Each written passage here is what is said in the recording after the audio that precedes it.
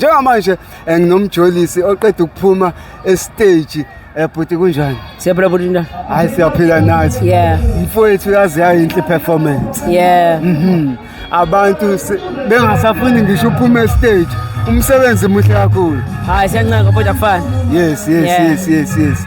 Mfowethu sitshele ngomsebenzi wakho. Yini le mfowethu i-secret yakho, i-recipe yakho ekuyiyona oyisebenzisayo ukuthi abantu babe so glued emsebenzini wakho.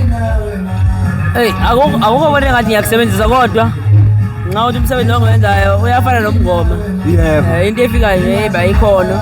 Yes. So abantu mabebona ukuthi umsebenzi wami usezingeni bazongisebenzisa. Yes. Ngalendlela abangisebenzisa kodwa akukho okunye engisebenzisayo. Just that nga-apply izinto ezithile entweni ezithile engiyibonile ukuze kuphumelele Yes.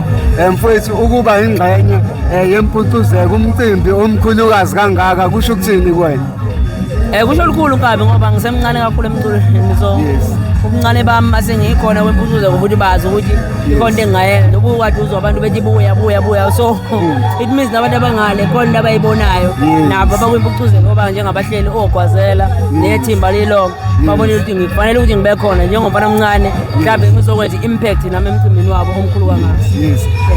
Mjolisi ulandelwa kakhulu ama-2K labantu abasha kusho ukuthini kuwena ngabantu laba abasha kuMaskandi sikhule ukuthi ulandelwa amakhekhe amabhinqa kwamanje sowulandelwa abantu abasha kusho ukuthini lokhu kuwena? Kodwa ngicabanga ukuthi njengoba ngiyi-2K nje ngilalelwa ama-2K ukuthi ngihamba nazo i-standard ukuthi vele ontanga ngibafake entweni efanele bengene kuyo bebe nayo. Yes. Mfowethu siyabonga kakhulu ngesikhathi sakho. Ngiyathokoza baba. Ngiyabonga.